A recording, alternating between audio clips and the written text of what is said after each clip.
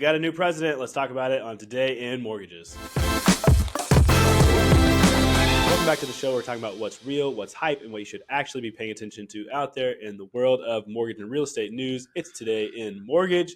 Rich, we got a new president. Yeah, I'm looking forward to some of the policies that they're talking about. Yeah, definitely, Rich. It's going to be an exciting thing to watch one way or the other. We'll see how things shake out, obviously. Lots of interesting proposals out there and lots of pretty dramatic moves in the first couple of days. But we're going to talk specifically about housing today. Won't get into a lot of that, but we pulled an article from the Mortgage Reports. It says, what Trump's win could mean for housing. Experts weigh in. We'll link that article below. There's several things that you can go through. The one that I want to focus on with you today, Rich, is privatizing Fannie Mae and Freddie Mac. So, Rich, you think you can help me out with this?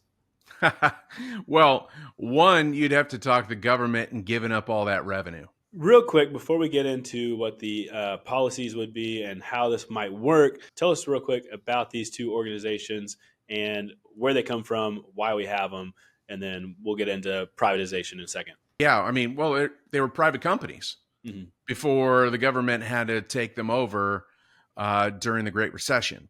So, in order to keep them alive, the government had to bring them into conservatorship. So, that's where they've been ever since then. Let's talk a little bit about maybe some of the advantages and disadvantages of what privatizing these companies would mean. We obviously get a lot of revenue from these companies as the government. What does that look like? A lot of revenue gone, billions. So it would have to be very enticing for the government to let them go. And I just don't know what that could possibly be. One of the things that was alluded to in this is that it also presents a bit of risk to the government. Kind of offloading that to the private sector might reduce risk, or what would that look like? It would reduce risk. But keep in mind, Michael, these are not the loans that were written in the early 2000s. These are ultra qualified loans since 2009. These aren't loans that just fail like crazy. People aren't walking away from their homes.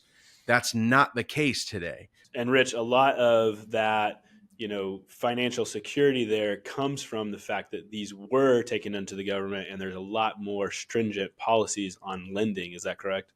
Yeah. I mean, just take affordable housing initiatives.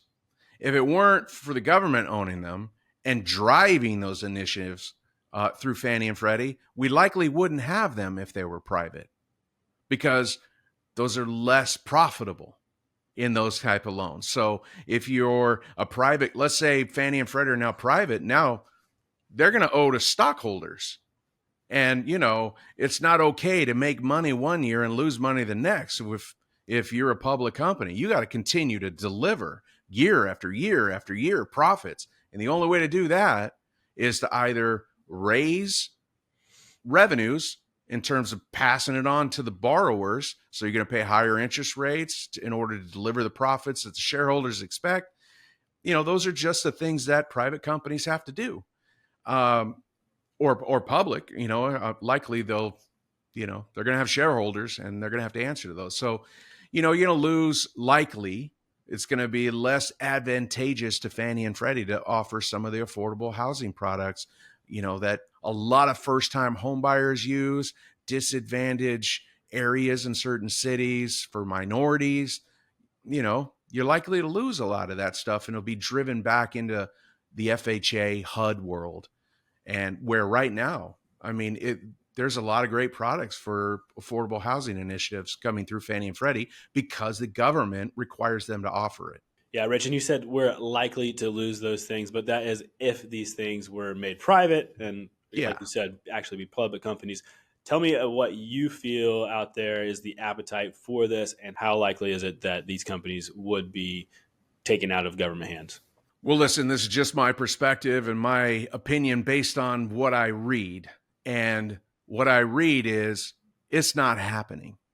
Only because this is a government revenue source and they need it.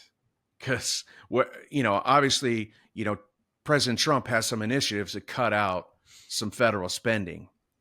And that's getting rid of a lot of departments. He's already got executive orders out to eliminate a lot of stuff, which is likely to save a little bit on federal spending. But it's so hard to get rid of a big revenue source when you're trying to cut spending. So it's definitely something to pay attention to. There's some definite and obvious trade-offs one way or the other.